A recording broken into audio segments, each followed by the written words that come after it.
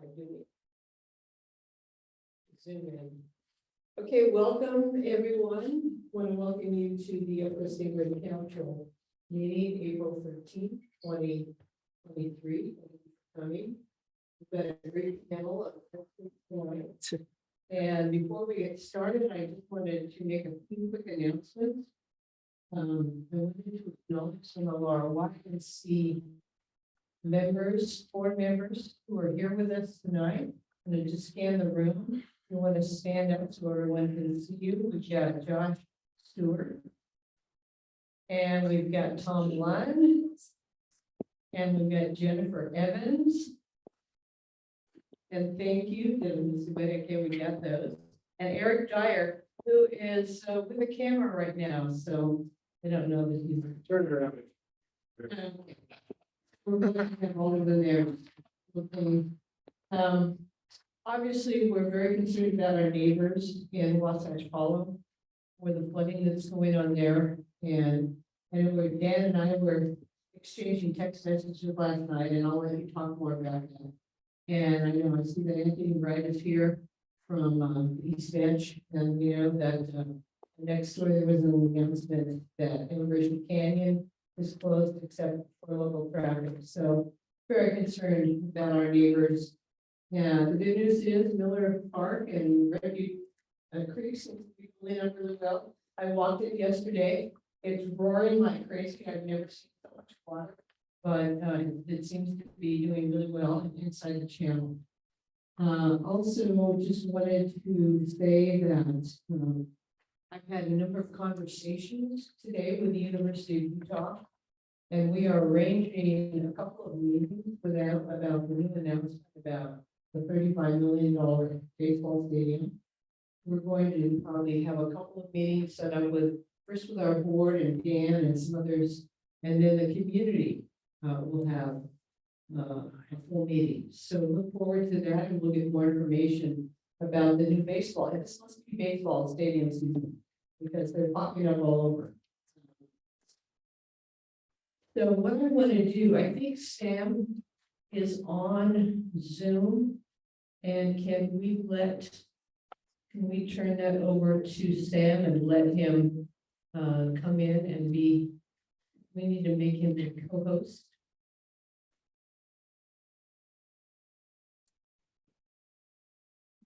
Okay, Sam.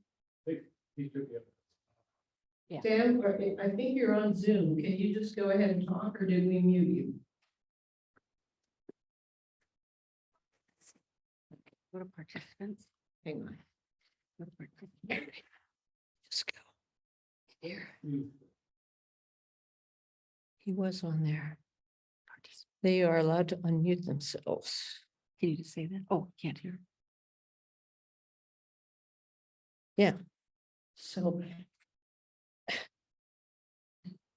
is it? There needs to be a check mark next to unmute themselves for them to be able to do that. There we go. I got it. Oh, you got it? Yeah. Okay, so how are we going to let people hear Sam or know Sam, or how do we get Sam up here for their? You can try to pin him, but we're gonna video. Can people hear me okay? Take the screen away, then you can get up there, stop there, then you can Yes, loud and clear. stop sharing. You can tell we have our training wheels on. You just. Okay, Oh, so let's go and get the technical balance. Just go to speaker. and there he is. And it's just the way he talks, it'll be. Oh, when he talks, it automatically comes up. Yeah. Cool. I didn't know that. Okay. Okay, start. Can everybody hear me okay? Then? And turn your volume up as much as you can, so we can hear you. This is Yeah. Dan Follows from the Solid Police Department. All righty. Thanks for having me here with you all tonight. Let me make sure all righty. Good to be here with everyone tonight. I hope everybody's safe away from that flooding that is not good at all. On that too, if you guys see anything that like, if you start to see water running down your street, please call dispatch, so that the fire department, you know, try and get ahead of it basically. Cause I guess the one up there took a little bit longer, and who knows if it could have been better, but obviously if we start to see like water gathering just going down the street, then it's a pretty good indicator that things are going to get worse. So try and let public safety know just as soon as you can. And then we have our partners with like the Salt Lake County flood team and those types of people that we notify immediately, and then they can kind of get it on their radar. And then if or when it becomes worse, then they can respond a lot quicker. So if you're seeing anything like that, especially up, in the Yellcrest and those areas where it's a little bit closer to the mountains and things like that, just let us know so that we can, so we can get ahead of it. So, and then before I get into any of the statistics, I put some stuff up in the chat, but I think I'm gonna put it again because I think we got more people now. But I'm gonna put some links in the chat for everyone, and then anyone who's in person can get them later from the recording. But just want to go over our trespass affidavit program real briefly with the Salt Lake City Police Department.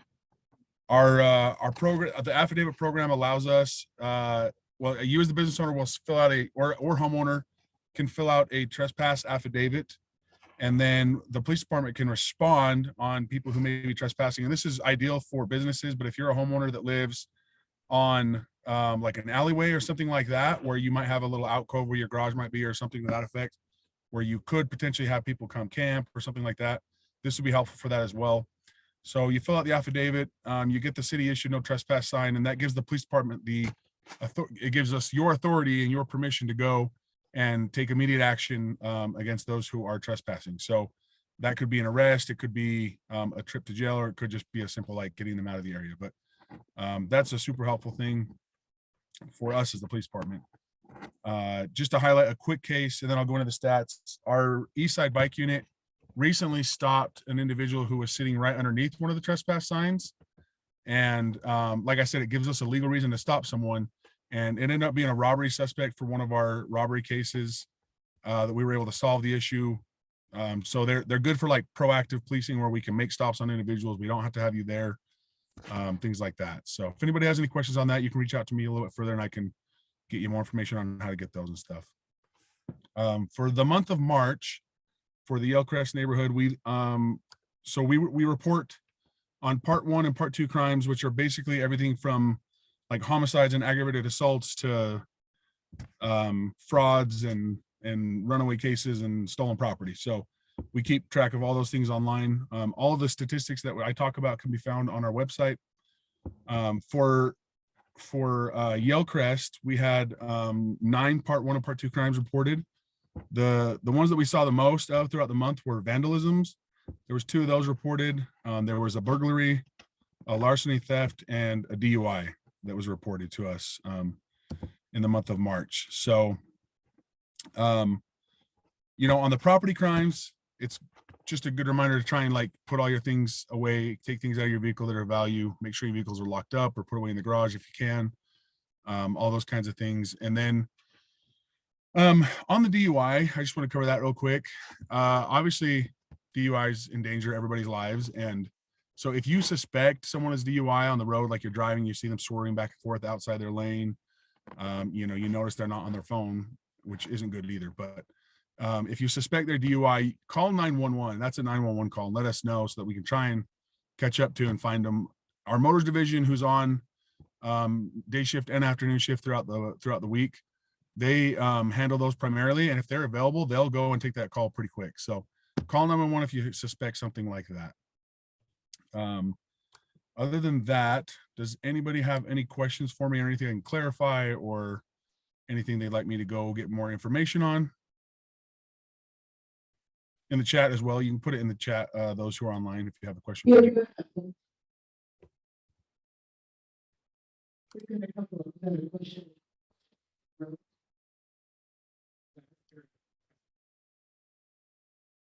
Sorry, did you say you have some people that have a question? Yeah, there's a cat. So Jim had a question to Webster about catalytic converters, and you wanted to know Catalytic converters. Yeah. So we are tracking those specifically now. What we can do to prevent that. Oh, what we can do to prevent it? Okay. Yeah. So that is a good question. Try not to make yourself, try not to let your vehicle be a vehicle of opportunity for that. So I guess what that means is if you can, obviously try and park your vehicle in a garage. If you don't have that option, or if your garage is your storage or something like that, park it in a lighted area as best you can. Try and have, you know, try and keep the area well lit that your vehicles are parked in, things like that. I mean, that is definitely a hard thing to combat. And another good thing too is if you see something suspicious, if you see someone walking down the street at, you know, in the dark with a Sawzall and a jack, that's a pretty good indicator they're going to go steal some catalytic converters. So call 911 on that. Like that's, you know, I mean, you could call the non-emergency too, but if you see someone actively cutting off catalytic converter, call 911, right? Anything active in progress, call 911. If you see someone walking down the street with a Sawzall, a jack, and they're looking at different cars, call our non-emergency immediately. Let them know those specific details, so we know it's not just, you know, some suspicious person just walking in the neighborhood. Let us know, like, oh, they have a Sawzall, they're looking underneath cars, you know, they keep going from car to car. Like, let us know immediately, because the quicker you let us know, the quicker we can respond on that kind of stuff. So we are tracking those thefts directly, specifically with a specific NCIC code, so we can keep track of how many we're having. So good question. Let's go ahead.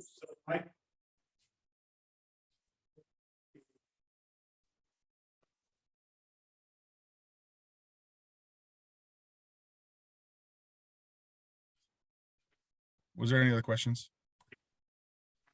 Tuesday, 7:30, approximately 50 motorcyclists came down the street. Okay, he's gonna come up here and repeat everything. My memory's still. My question has to do with the excessive speed that we've been seeing increase on Sunnyside Avenue with the weather warming up. There's been a train breaking in the east side parking lot, which I've called numerous times to your non-emergent number, and there's nobody has ever come out. Last Tuesday at approximately 7:30, 50 motorcyclists came down Sunnyside Avenue doing wheelies and standing on their seat. And this was at the time when a high school game was exiting from the east side football field. So we had teenagers running in addition to 50 idiots coming down the street. And I would like to know what you personally, you as a department, Mhm. and the mayor and the city council are going to do about addressing the public safety issue. Thank Yeah, you. it's a good. Yes, sir. It's a good question. So Sunnyside Avenue is an area where our motor division hits very, very regularly with their traffic enforcement. But outside of that, I would say if you're seeing speeding issues, to be 100% honest, dispatch is probably not the greatest resource to use for that.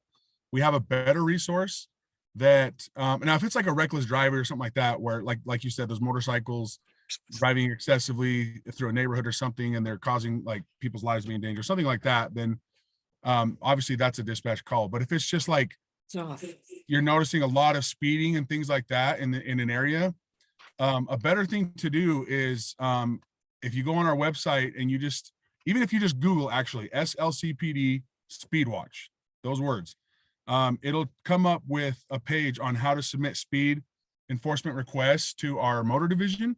And so if you're having an issue in like your specific neighborhood that's run off from Sunnyside, or if it is Sunnyside in a more specific area where maybe you don't see our motors very often, then submit a request there so they know where to go, because they are also driven by, you know, the requests that they get and things like that. So that can help them as well. But keep in mind, we only have one motor division, and they're about half the size that they used to be ever since 2020. And so, you know, they do the best they can. But I don't want to speak for the mayor's office or anything like that. But from the police department side of things, that's what we're doing. We're working on, you know, just the speed requests and things like that is pretty much the best option for that. Again, if it's something very reckless, or something like that, then a dispatch call is probably a good idea. But you're most likely, even if you did call dispatch, an officer is most likely just going to drive through the area, and by the time they get there, it's not going to be there anymore. And we're not equipped in patrol to do speed enforcement. That's what our motor division is for. And so we don't have a way to really go out and like enforce speed in patrol directly. So that, again, that's why we leave it up to our motors. They have all the equipment, they have all the training, they have all the everything they need to go out and enforce speed, and they do. So yeah, if you're seeing that, if you could help us out by putting in a speed request, that would be super helpful. And there was a follow-up question related to drag racing. Would that be the same? Yeah. Same process? Drag racing, you could call that into dispatch just because I mean, that puts the public at danger, right? Those are two cars that are like trying to zip through traffic and possibly run red lights, things like that. That you could call dispatch on for sure. Again, we may or may not be able to get in the area quick enough. Like even if our response time was like 2 or 3 minutes, we probably still wouldn't find them. But either way, it could get an officer on the street in that area. So if they're going back and forth drag racing, then you get an officer in the area, and hopefully we'll get them out of the area because they'll see the police there and, you know, stop the behavior. So yeah, that one would be perfectly fine. You could also do a speed request in addition to that if you wanted to, and say, hey, I'm noticing this is happening every weekend around 11:30 at night in this area. I keep seeing, you know, specific cars drag racing. So you could do that as well. Both would be fine. Yeah, Robin, go ahead. Do you want to, I'm going to give this to you. I know. We're still figuring. Officer, I respect the time and attention that you give to your job, but that maybe your solutions that you can offer in this situation aren't going to be effective, and we need some other types of solutions. When Steve is talking about drag racing, he's not talking about 2 cars. He's talking about many cars, east and west. The 2 thing I got, so 50 motorcycles doing wheelies, handstands on the bikes. That's not simply commuters speeding through. Routine high school activity where we have drag racing in the parking lot and then People complaining about motorcycles. I think your explanation to the solutions that you can offer right now aren't going to address our issues. So, Dan, what do we have? You can give it to Dan. Sorry, I'm having a hard time hearing it because there's other Can we people get who are down? unmuted right now. We want to get you on here, Dan. Yeah, so I appreciate the comments about the speeding and comments about the so our police department is growing. We are increasing our hiring rate. We increase the retention bonus, so we are bringing more police officers on board, and we can try to assist as much as we can, because it's a point we have to get the quick call out before we do have a lot of drag racing on the west side, and usually it's very well coordinated, where they have fans and everything else. And it's much more on to actually post on social media and put out the metal plates out there. There's other enforcement, because there's a lot more than just racing that's going on with the racing on the west side. In this case, you know, again, and it's serious impacts on the west side drag racing. And this is serious 2-car drag racing, just like you see in Vegas. So drag racing in here, we had that call right away.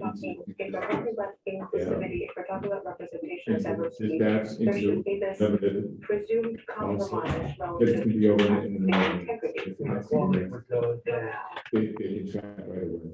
The police officers are out on speed, but we are, in a sense, we have our fines is not as high as some of the West Coast. There's no police are going areas that are having high crime, But and then they don't need to do this. We're it's not available to be up here at that time. But soon we get this would and we realize that a lot of this can be done in 30 seconds or less. So I don't have a solution. They're gonna have to go to the police officer and then department. Like multiple, So 30 of the same model. right, and so we can work with it. We can, Gotcha. accelerate out of the parking lot. And we can work with police, because there's probably some social media where they're out there, they gotta get together with some. And figure out how we can try to nip that in the bud as far as being proactive and find out when they're gonna do something of that nature. We do. The school district has a role in this, and we also do have Robin put in the CIP a few years ago. It's been every year, we got approved this past year for a CIP it's more for people crossing the street, but that will also slow down the traffic from basically from the turf fields down to East High. So that will help out there, but the school district does have a role in that, because they probably also have some understanding. I wish I had a solution across the board.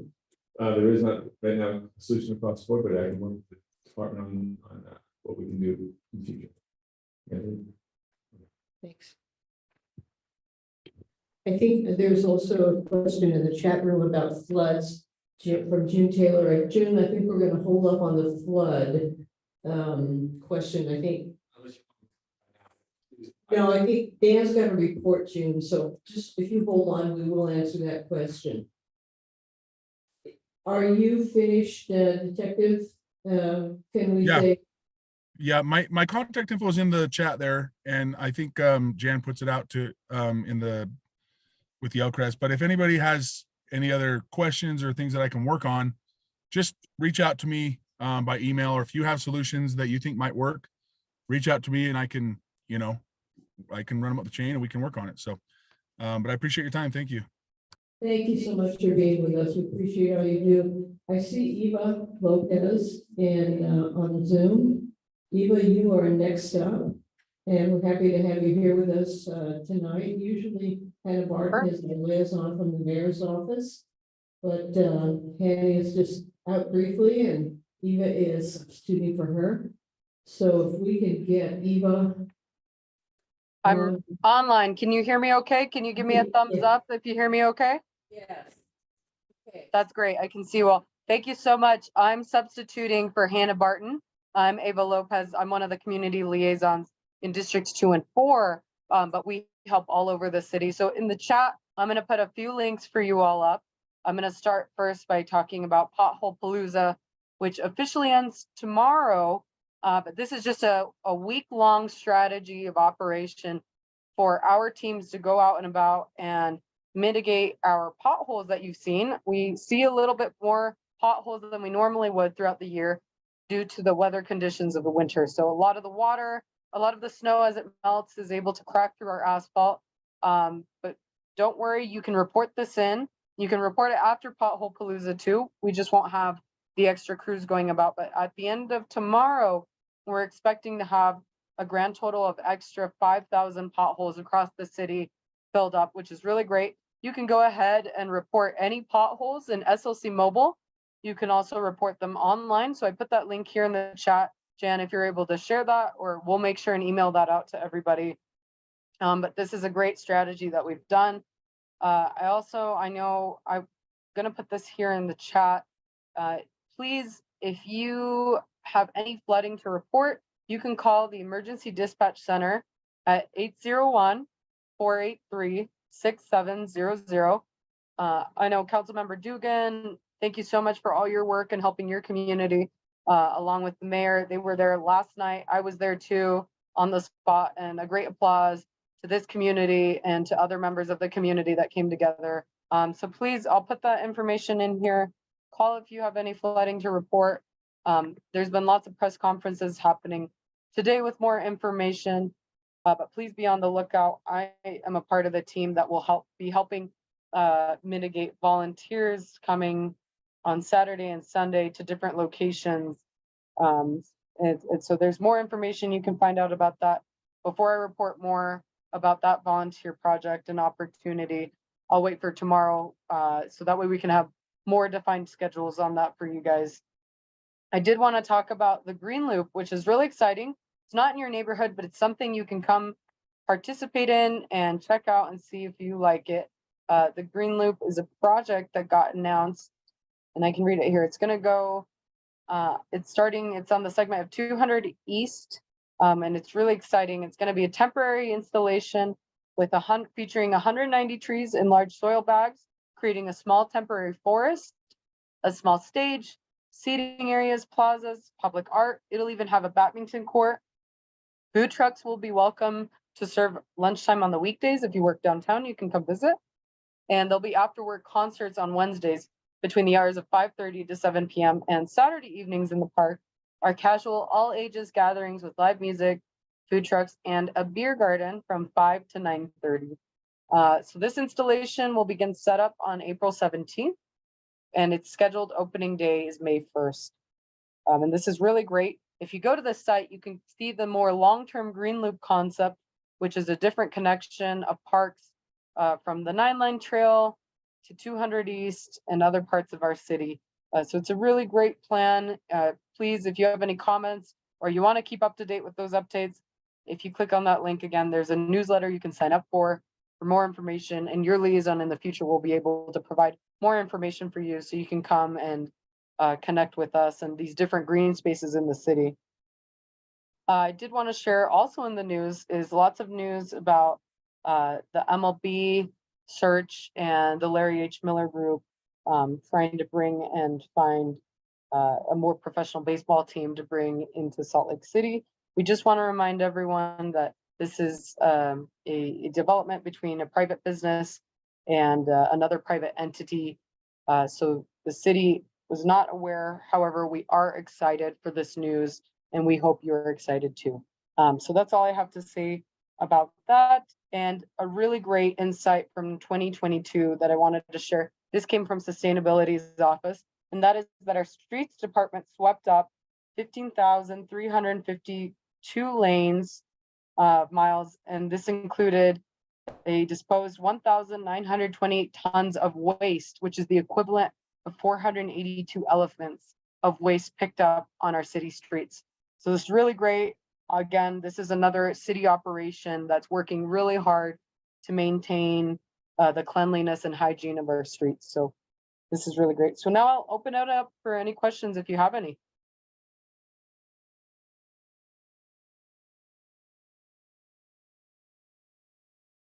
Okay, I don't see any questions. Jan, any questions from the inside of the room?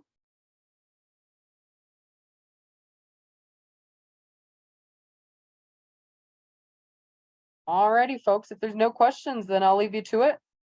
But please feel free to email Hannah, or you can call me or email me also, and I'm happy to communicate with my colleague. Thanks for having me.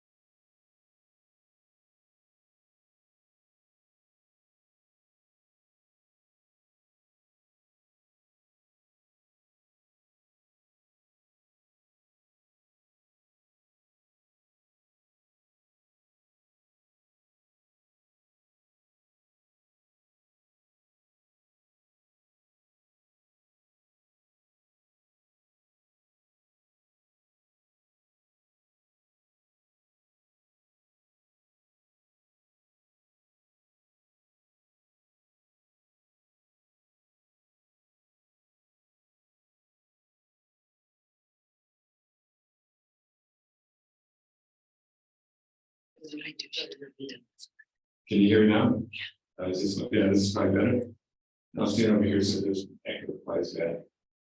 Did you ask the people on Zoom if they can, okay. Eva, can you give me a thumbs up? Yes, I got They a said thumbs they up. can hear now. Okay, great. Okay, we can hear now. So Sorry. start off with the flooding in Wasatch. So yesterday morning, about 7:30, I got a call that the flooding in Wasatch had reached the one dam and was starting to go down the parking lot of the park on 17 South, just west of the church, Presbyterian Church. And went out there. The water was coming down the parking lot and then hitting 17 South, and it was able to just stay on the north side of the road and go down 17 South towards 15. And it seemed like it was controlled. We had some barricades, They had some sand bags in there. There were also debris in the water.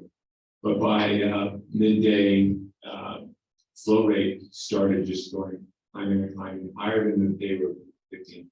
And that's when all hands on deck, getting sandbags out there. Tremendous effort by the neighborhoods and everybody in the area, city and county. It was incredible. It was I probably estimated close to 1,000 people were probably in there. I was there from 8:15, 8:30 last night till 1, and amazing work on the whole crew. And when I left, there were still people doing some more sandbags and putting it up. They did a volunteer emergency evacuation. No one took it. No houses were flooded. No houses were damaged. The roads on 15th East was damaged considerably down there in Blaine, and Blaine is the street just south of the Christmas tree. And Blaine and Christmas tree were the ones that we gave up the voluntary evacuation, and some other streets has on the other side. It all worked out well that no houses were flooded, no one was injured, and 11 o'clock, the water rate went down. It was peaked at about 150 cubic feet per second. So what is 150 cubic feet per second? If you go to Miller Park right now is 125. So Miller Park is at 25 right now. Okay, but this morning when I was there, it was at 25. And so when you think about 150, that's 150 going down into the street. So they did a great job last night. This morning, they redirected the water. They were able to redirect the water across 17 South into the back into the natural flow where the stream is. Which, if you're in that parking lot, if you just walk across the street, the stream kind of starts right there. That's what the one is coming into. So that is now it's closed. The road's still closed, but the water's not going down 17 South to 50 degrees. The cooler temperatures has helped out because it also lowered the flow right now about 75 feet per second, 2 feet per second. So it's still dangerous. You don't want to be in it. You don't walk through that. But it's a little more control. They can't unclog the one culvert yet because it's still well below the water level of it. That's Wasatch. Saturday morning, if you want to volunteer at Sunnyside Park at the community garden parking lot, they're going to be doing some sandbagging. 9 o'clock Saturday morning till when they finish all racks. So if you want to volunteer and do some workout in the back, you can throw some sandbags. And then we don't really have a pledge release with some devices we give some. When media says that the leads because of words, is that degree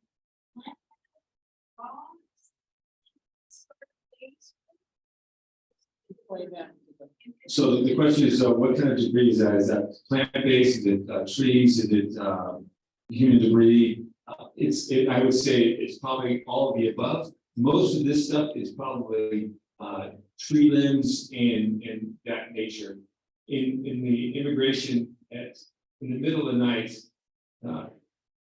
flood control from the county checked the river. The stream is good. It was flowing into the culvert, and there's a couple places where the water is allowed to drain. A couple hours later, it was clogged up. So it was probably some branches that cleaned out through down there that clogged that area up. So that it happens quite a bit up in Immigration County right now, or Immigration Canyon.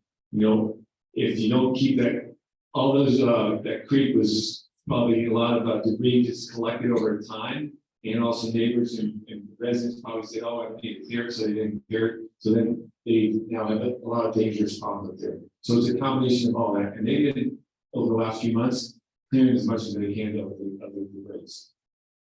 So I also heard Mayor mention himself say that many basins for debris have already been built in place for this very season running. Are Well, I don't know, I can't explain that from the water side houses, they're adequate if we need more, but right now it's. There's a flood basin point catch in immigration, there's catches in other places. I didn't say a flood basin, I said. where you change tops the city. Yeah, I,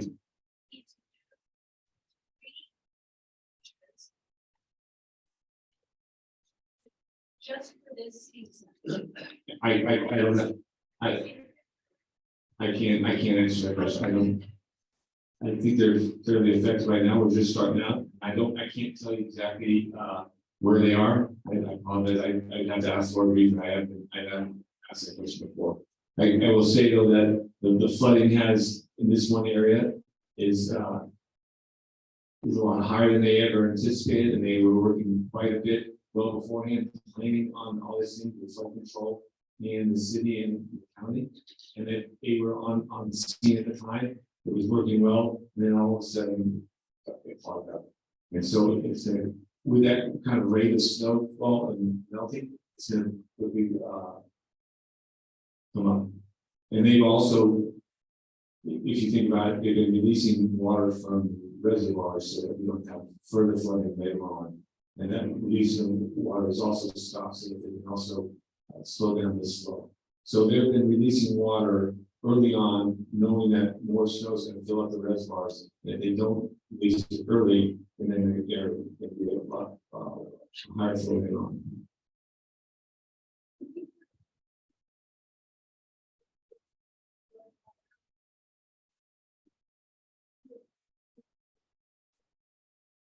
This is all going to go into the Jordan River, and the Jordan River goes into the Great Salt Lake.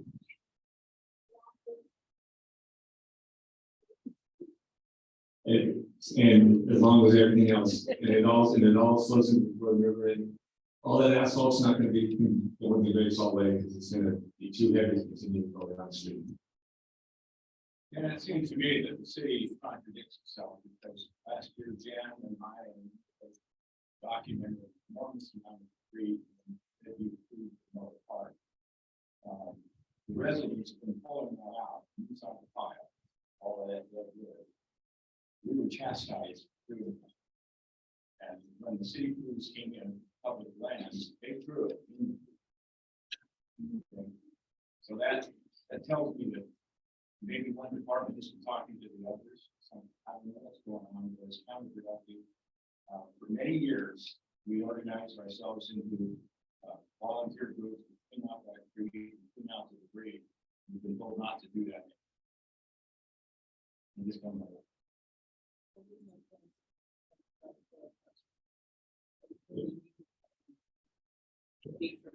Okay, they don't want us to do that.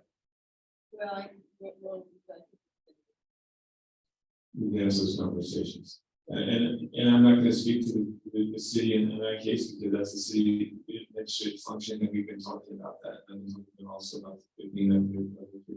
I'll say this right now: the Northern Creek right now in Redview is running really clean. The grade on the other side of 900 South is clean. The stream on the other side, on the north side of the Sunny side, is clean. I walked both those that whole area this morning from Sunnyside past the tennis courts all the way down to the church and back.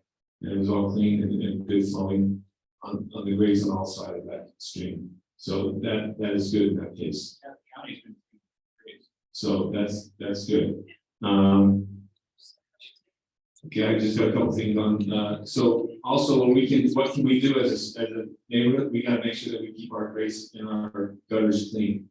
We have grates on our streets. The city's trying to do that, clean that also, but it's also incumbent upon us because that grate is in front of our house and in front of our neighbor's house, and all the debris that falls into that gutter from your yard strip, from your rocks and stuff like that. If that stuff gets into the grates, that also doesn't help bode well for us. So we have to do our part, making sure the gutter in front of us and the grates in front of us are kept clean.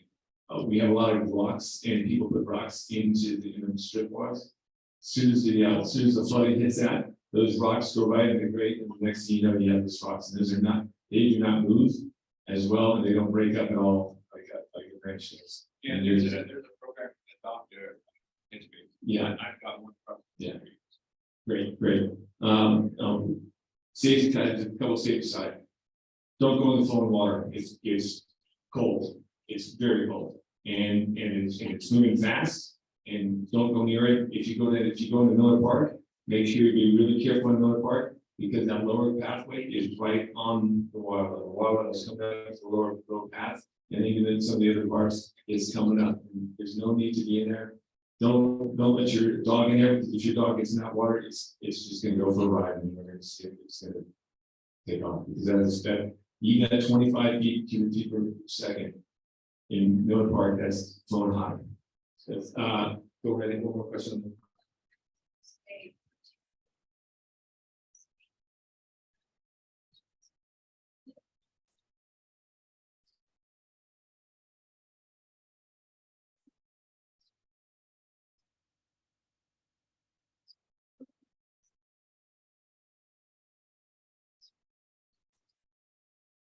Right.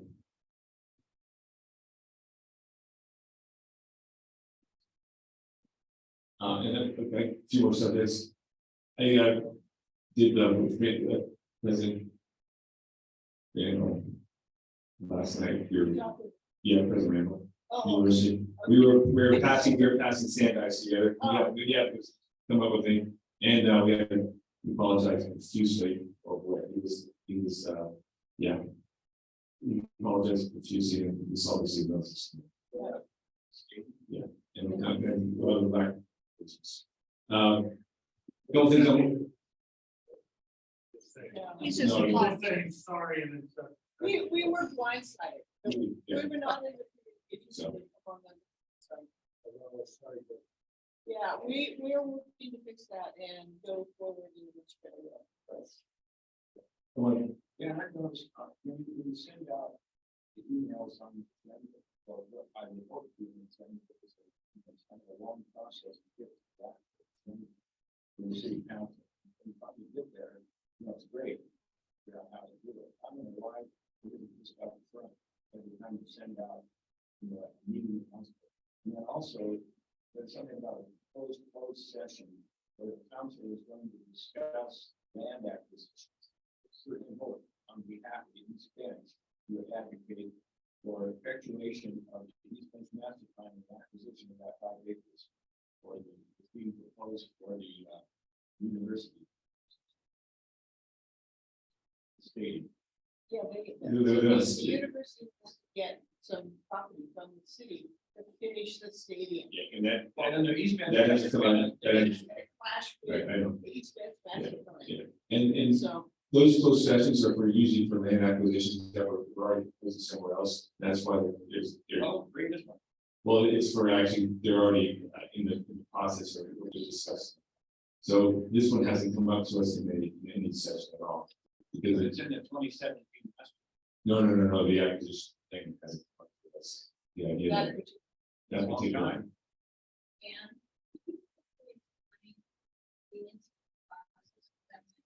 and guys, we are really running over. What's the? We are what's running the over, chain folks. that runs? Who makes the land out in the city? Can we bring this up? Yeah. We've got it. I'm sorry. We are gonna have a huge meeting about this, but we So- have got to get into our main. So we have Main Street here. We're running We're working on potholes. We've filled more potholes this calendar year and since last year. We're working on the immigration development. That's on hold right now. We had the Bonneville Safety Group met last week. About 13 South and the speed humps that we're doing there and some other safety improvements. But you will advocate for acquiring. You don't want to do it, right? Okay, we're gonna get this thing going because we are a little bit behind. And what I want to do is we want to pop up the presentation. And I think what's happening, our people at home are saying the sound is really garbled. So we need to make sure the sound is up on yours, that I am close to. Okay, I don't know. I'm having trouble now. Do I just want to start screen because it's not done? Okay, thanks. Thanks, I'm sorry. All of a sudden I Okay, forgot how let's to get close. going because you want to hear our panelists and I'm just gonna give you a brief summary. Are we gonna click this? Somebody's gonna click it? You're gonna click it. Okay, so go ahead and click the next one. Jenny. Mine, right? Okay, sorry. I want to get close to the speaker here. The city has just, set out a new affordable housing incentive plan. They started with one last year, they tabled it, they did some revisions, we're back in 2023 with kind of a new version, some things are still the same. The goals, according to the city, to incentivize affordable housing construction through zoning changes, we lessen the burden for those who have lived affordable units, and give property owners options to add new affordable housing. So something that hasn't changed is, well, sort of it has. All single family and two family homes at Salt Lake will be subject to the affordable housing codes. Last year, it was based on, it was very transit centric. And it was built around arterials, and whether you were a fourth of a mile or a half of a mile away from a rapid bus transit route or a track station. And now they just, for the sake of equity, and this is the city's interpretation, for the sake of equity, they have now included every single and two family home in Salt Lake. And that's about 44,000 homes. I think Sarah said that about something like that. Okay, let's keep going. So, what's going to be allowed if this passes? So we've got townhouses, fourplexes, cottages, row houses, side road houses, duplexes, and twin homes, and ADUs. So a lot of housing. 50% of the new dwellings must be affordable if you decide to opt in to that program. And another new provision that they put in is 50% of the building materials must be durable when they describe them. And these are from the front facing, street facing part of the new structure. And a few more things, one off-street parking space required for each unit. So for example, if you had 3 or 4 townhomes, if you demolish the single family home, of 3 or 4 townhomes, then you would need a parking spot for each unit, each of the 3 or 4. There are restricted covenants, which Brian's going to talk about. The rental rates are not set by the homeowner. So you'll have to, if you opt in for that, you're going to have to work with the city and the state, new enforcement regulations, new compliance regulations, and we are going to discuss the impact that it will have on historic properties. And let's just scroll through really quickly as we get to our speakers. We are here with Kimberly Young, a former member of the Salt Lake Planning Commission. Kimball was also a chair of the Sunnyside Community Council. Glad to have you here, Kimball. And he's going to go over in a broad view of some of the main highlights of the new code. And then there's Lynn Pershing, president of Hillcrest, very involved in historic preservation. And she's also going to delve deeply into that subject. And then lastly, we've got Brian Burnett, who's an attorney. He's also one of our friends from our neighboring community council. And he's going to go into a lot of legal issues. So without further ado, I'm going to turn this over to our expert panel. Well, I think it's going to be. Okay.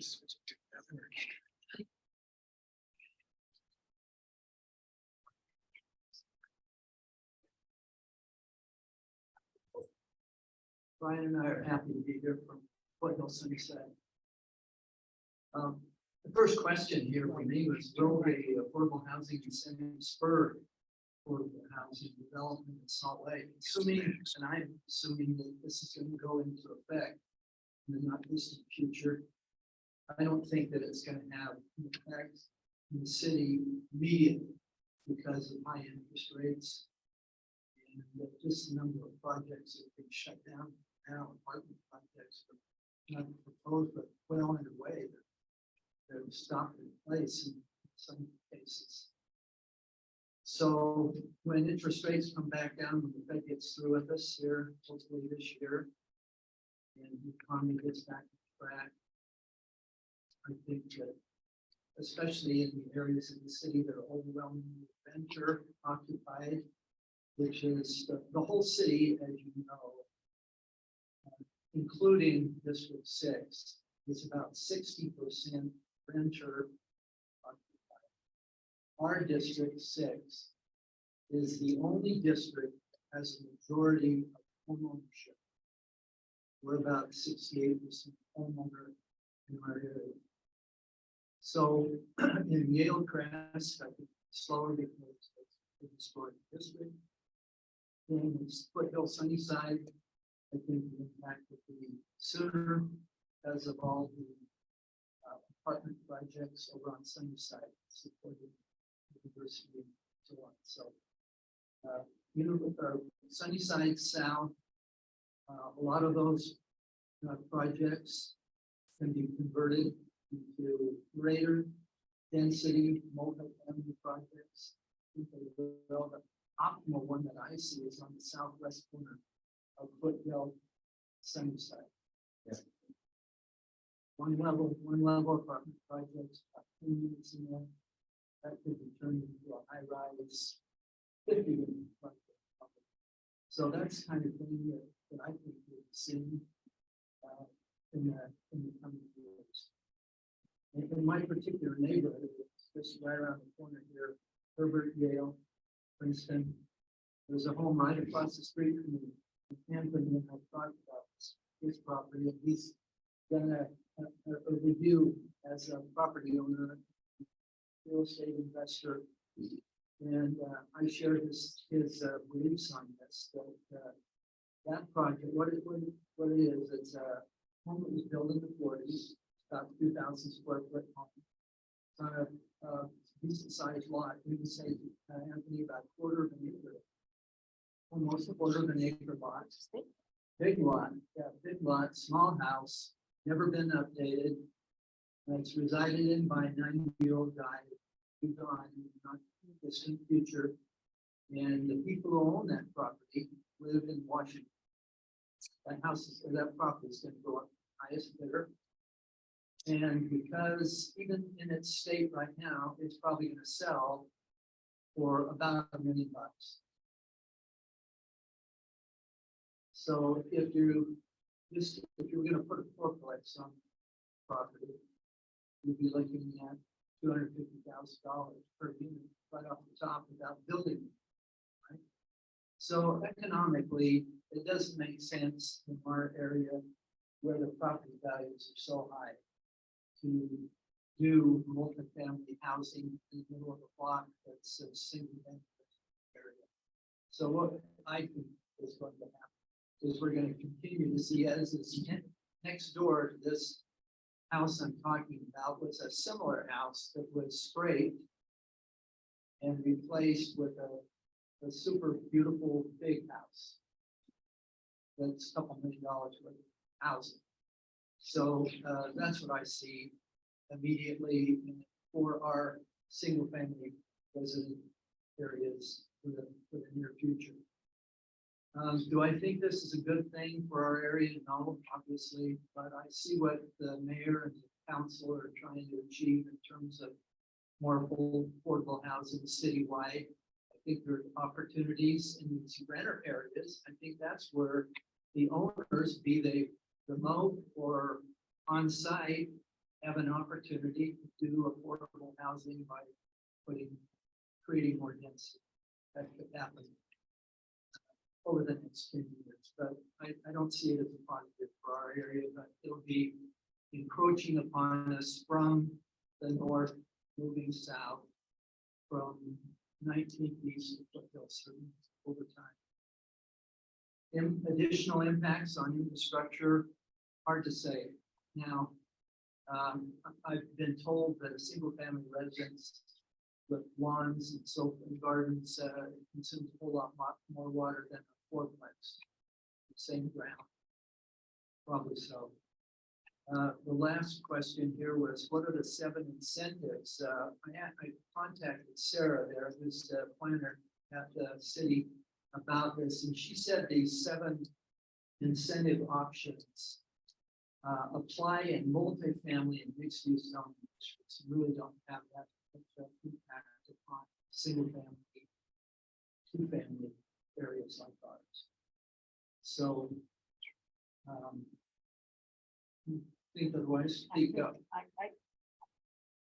I think the ones that I'll go through that one decision. Yeah, beat up. So it's fine. Yeah, no, go ahead. Me? Yeah. I'm clean.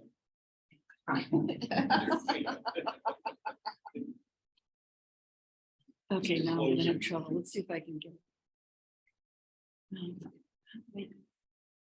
How do I get to share screen now? Careful, just There. with respect to infrastructure, all of our fire hydrants are some standards, 6-inch lines, and so we start adding more and more density, we're just aggravating that. It's easy.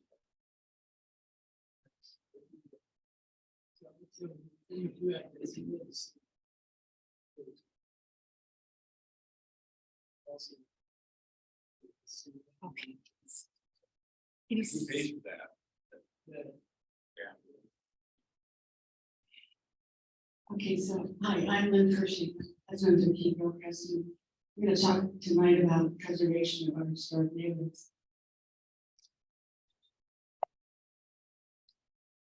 Okay. Oh. There, okay. So we're getting a few more feedback from some of our people. It's hard to hear, it's hard to understand. Ask Kimball to hold the mic closer, sorry, Yeah. Mr. Kimball.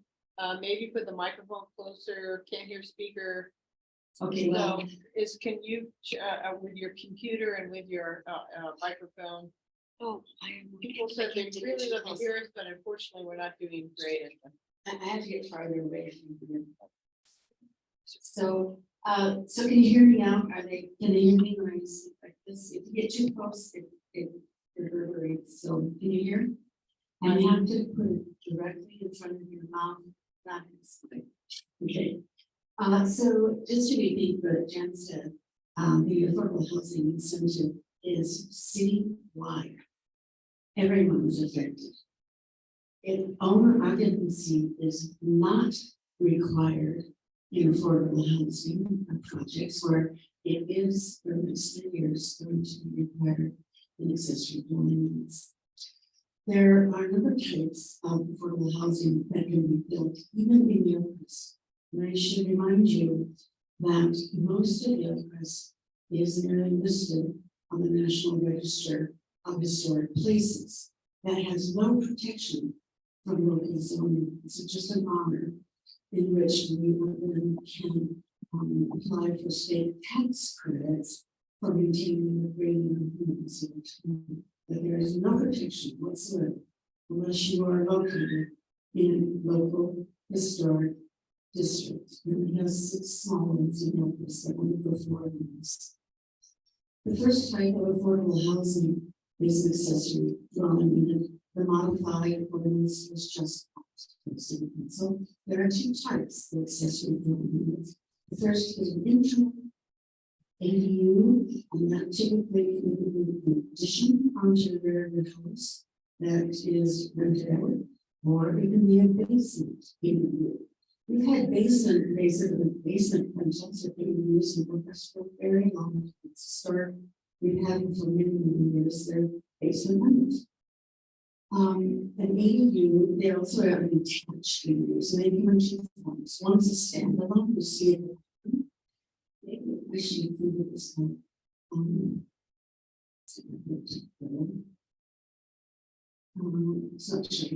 Anyway, that top picture is the internal ADU. You see that little rectangular box where the arrow is pointing? That can either be an addition or a separate entrance to the basement ADU. The second picture down below is a detached ADU. That can be a standalone building at the rear of the property, in fact, 4 feet away from the property line. Or it could be an ADU that's built above the porch. The ADU is designated for affordable housing. Has several legal and deed restrictions that Brian looks. The second kinds of affordable housing that could be built in Hillcrest include a sideway townhouse, 3 to 4 units, and there you can see is at the top.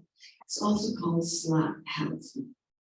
This is a large slot housing that exists actually in 1700 South, just off of 7 East, but a much bigger one that would be allowed in R1 and R2 neighborhoods. Those will only be allowed to be 3 or 4, and frankly, I think in Hillcrest, because they will require that you maintain your setbacks, they will only occur primarily in R1 7,000 lots.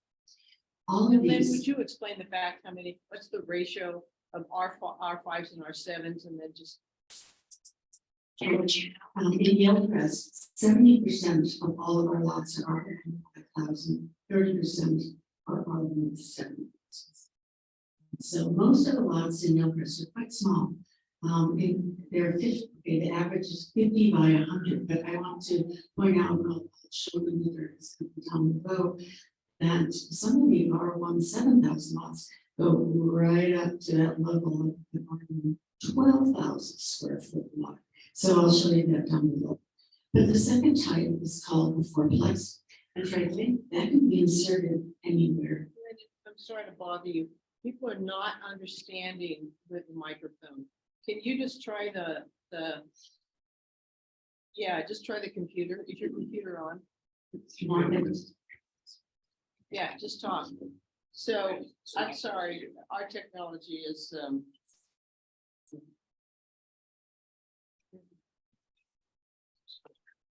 turn off the mic. Okay, so can you hear me now? Okay, the second type of multifamily housing is called a fourplex. And you'll see that picture to the right there. If I can get this on right, where there's 2 stories, 4 different units in that. And then you'll show that is actually inserted right into a street space. Doesn't have to be in a corner, can be right in the middle if it needs to be, if so desired to be. This is better, sorry. All right, and the third type is called a second family dwelling, also known as a detached duplex unit. And I wanted to show this is from actually the Salt Lake Planning AHI document. And that middle lot where the red arrow is, you'll see the front building is actually, it's the original house dwelling. This is a model system that's been devised by the city. Actually, this is new, called Preserve the Existing Dwelling. So the front towards the street is the original house. You can add a second family dwelling, which is the one towards the rear. And then the farthest little square building there is a garage. You can also have an internal basement ADU.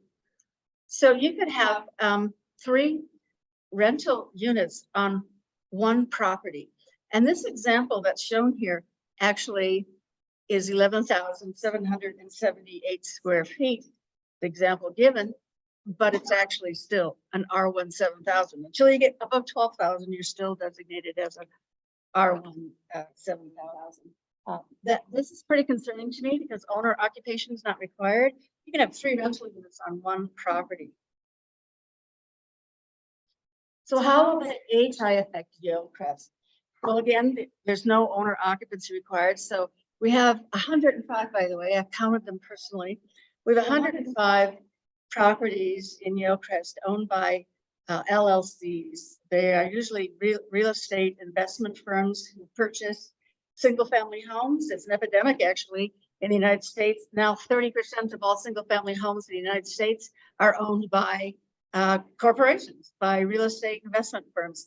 In Salt Lake last year, it was 29%, and I think it's increasing to somewhere between 30 and 33%. In Hillcrest, 105 single family homes and actually duplexes are owned by LLCs. 1,487 homes total units in Yellowcrest. The other thing that's important to remember is that according to state law, 3 unrelated persons are allowed to habitate in one unit. So when you talk about 3 different units or a sideways row house, which will be the type that is used in Yellowcrest, you can have up to 9 unrelated people in one project development. And that's just the minimum, right? Because if you have families, they can have a lot more than that. And we've also noticed over the years, actually, throughout rentals in Yellowcrest, that many more than 3 people often live in a rental unit. The parking requirement is that 1 off-street. What that really means is for every single in a multifamily housing development, there is 1 required parking stall on site. They say off street. It's I think of it on site. 1 parking stall per unit is required, and I confirmed with Sarah. I was just Jay Jaborna tonight that they will be required. There's no waiver in a multifamily housing development to waive the requirement of 1 parking stall per unit. But recall, if there's 3 unrelated people allowed per unit, there'll be additional cars. So we're going to see there's waivers in the ADU. They don't know if they're going to do it right now. They have not said they will not. There are waivers in the multifamily, the ADU ordinance, that if you are within 1/4 mile of public transit or 1/2 mile from a bike lane or a bike path, there will be no on-site parking requirements by the city. But Sarah confirmed tonight that they know they will stay that 1 parking stall per unit will be required for a multifamily housing unit. But I do want to draw your attention that we have a number of bike lanes and paths in Yellowcrest, and then more and more are being developed as we speak. 1300 East, 1500 East, Greenwood Terrace, Sunnyside Avenue, 1900 East, 1700 East, and Yale. So will our historic homes be protected? Yes and no.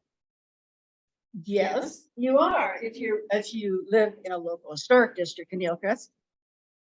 We have currently 6, and 2 new ones are in the process of going through the process of a local historic being created on their streets. No, you have no protections at all if you are not in a local historic district. If your home is deemed non-contributing, historically non-contributing, it doesn't meet the historic standards. And that may be because you, over time, not you even, maybe someone else before you who owned the house, did modern alterations to the street facing facade. That's the most important part to maintain in a local historic district. Or added porches to the front that weren't there originally, and other elements that might impact its status as historically contributing. Well, there's another. We've been just bombarded with one zoning ordinance, policies, incentives, etc. One by one every day. It seems like there's a new one, and the newest one is we're going to revise the Historic Preservation District Designation Code. And I had a lot of discussions with planning about this, and they assure me that, in fact, it's just updating all our neighborhoods that are listed on local historic districts first, and then they will progress to all areas listed on the National Register of Historic Places. This is typically done every 10 years, and it's been a long time. Yellowcrest is the youngest.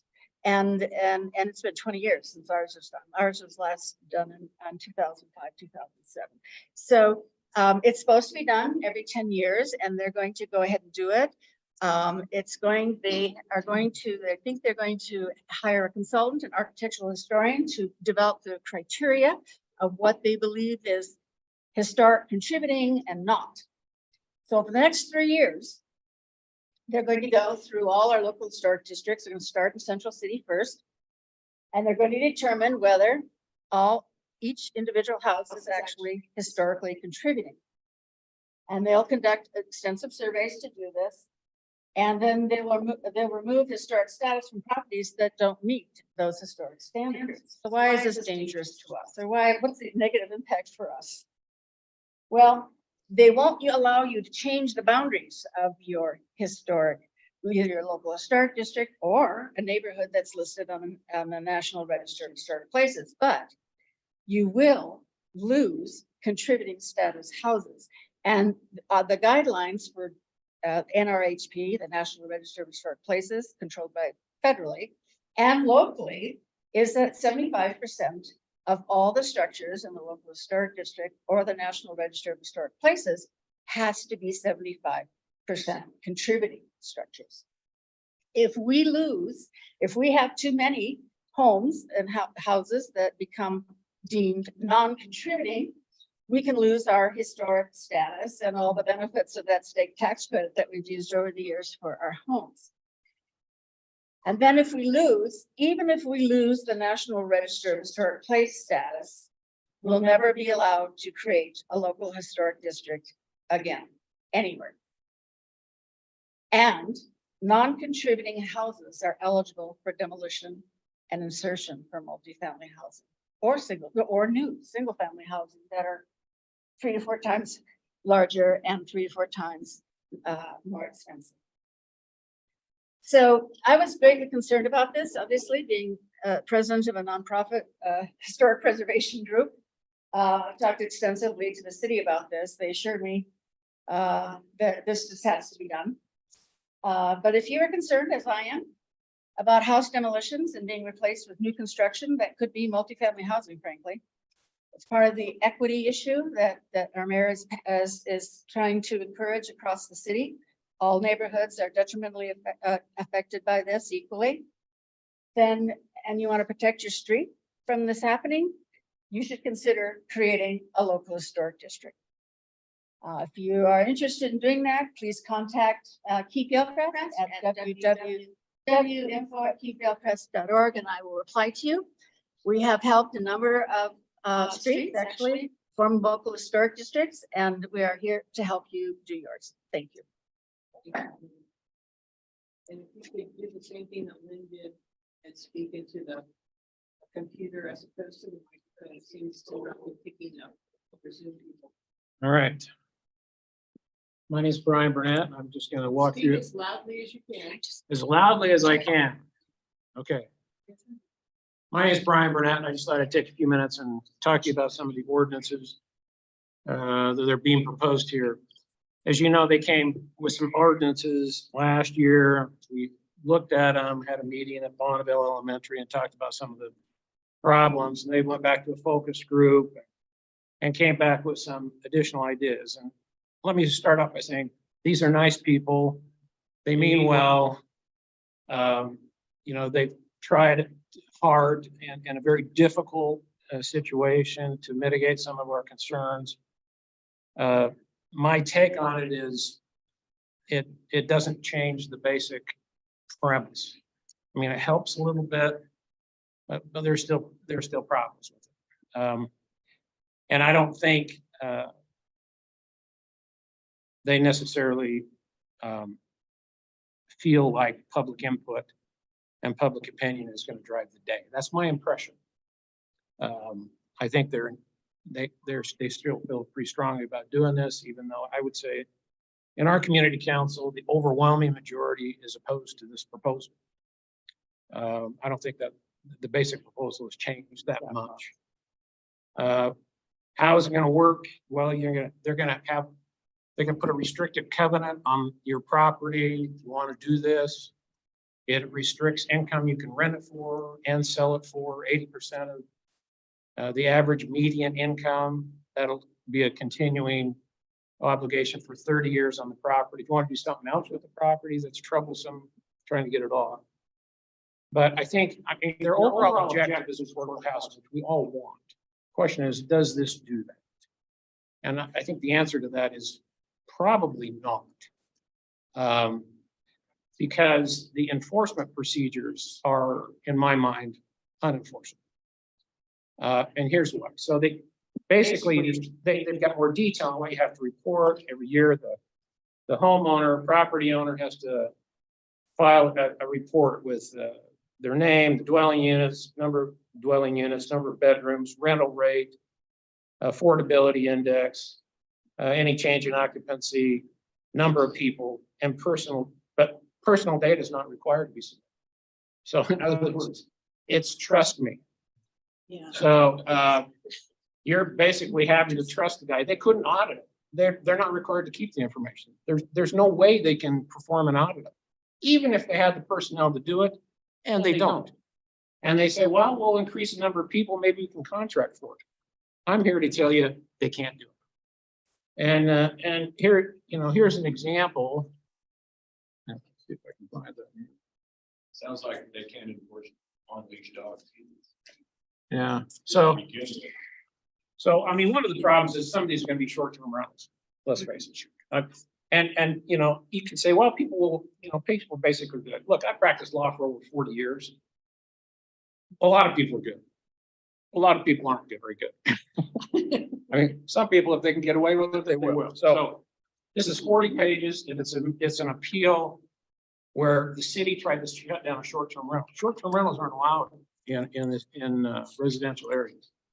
And so, and the legislature made it a little more difficult because they said you can't use the online information to prosecute. So here's a short-term rental the city legitimately tried to shut down.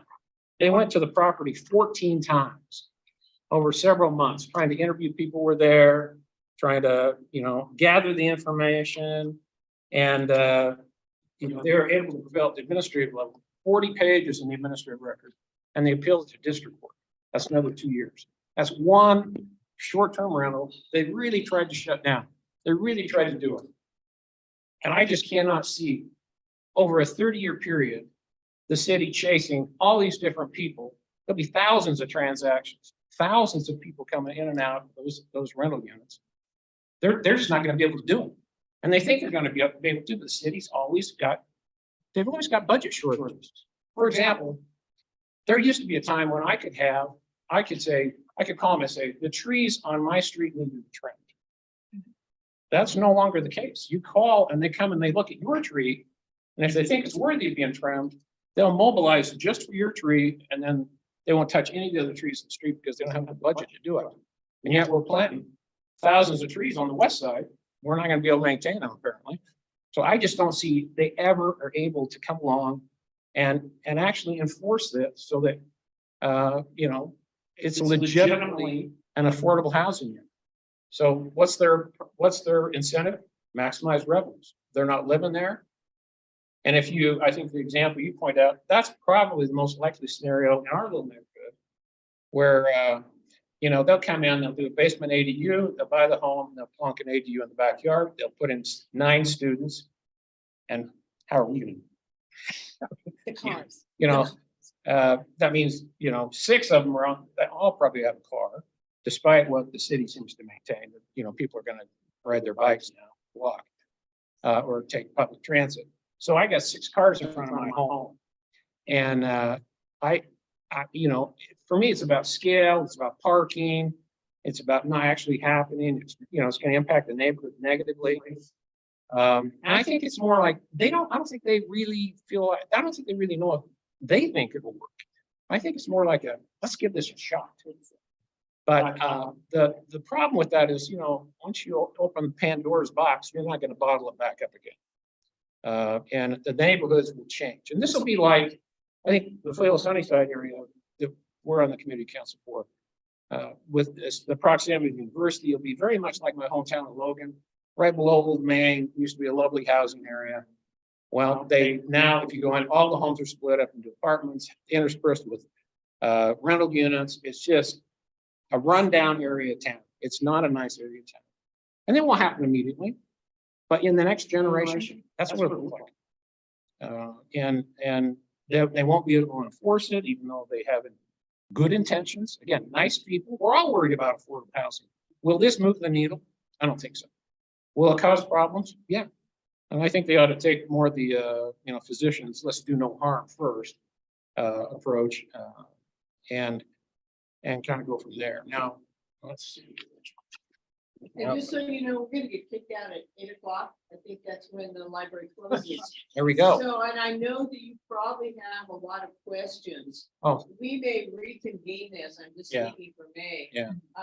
Because I think this is really, I don't know if anybody can hear me, so I think I probably need to come over here and, just get behind, There we go. Brian and talk so that the folks at home can hear. We had about 25 people at home, so, and about 18 here, so we had a pretty good turnout tonight, almost 45, so thank you so much.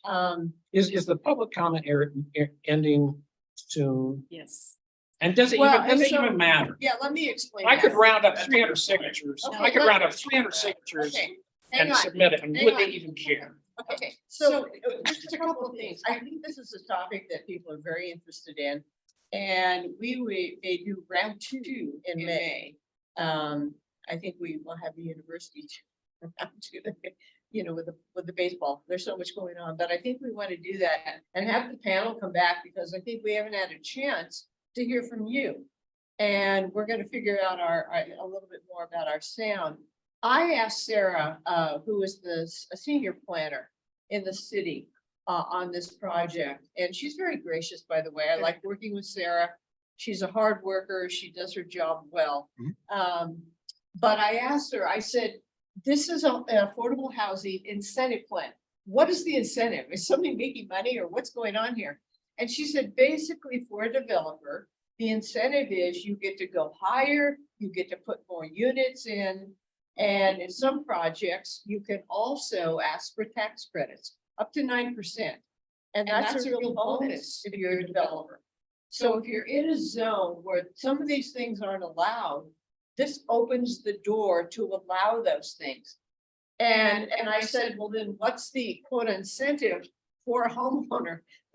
What's the bonus for them? And the bonus is simply that right now you can't build these things in our zone, but this will allow you to do it going forward. And I know that, I think, Kimberly, you made some very good points about, are we really gonna see this in some of our older established neighborhoods? And because it doesn't necessarily pencil, and by the way, we're gonna put all of this information on our website so you can see and all these charts and graphs. The city did a lot of work working with developers about what pencils and what doesn't pencil and how's this gonna work and what do we need, to make affordable housing possible. But I think, I don't know if it was Lynn or who said this, the nose of the camel is in the tent. And so, and what it does, although may not be a gold rush, but I'm actually more worried about the west side of Salt Lake. And I care about all the neighborhoods in the city. They all matter to me. They matter as much as this one does. And so I think land is cheaper there. And it's very possible that could be the place where developers would most likely go. We do have to, any quick questions? I know we've got just a few minutes. You pointed out the parking issue on Tuesday. It's even worse because you've got 9 people. How many garbage cans? Yeah. Yeah. I mean, it's gonna change the neighborhood. Yeah. And we've still got young families moving into my neighborhood, which surprised me. But I asked one recently who moved in. He's got 4 kids in public schools. He said, I said, would you have moved here if you'd known the zoning was gonna change this? He said, there's no way. I would have gone to Milton. I mean, I think we're gonna kill the school district and do this, but I think they mean well. I just don't think they know what they're doing. I think they, I just want to make one comment. I didn't ask refrain from using that's primary. It works perfectly in your coding. You're creating code. I'm Ones that we have neighborhoods. We have those ones, and then on top of them, very, avenues. Yes. We have neighborhoods. We have People neighborhoods. live in neighborhoods. And quite, it used to be quite fashionable in terms of planning. There is one planning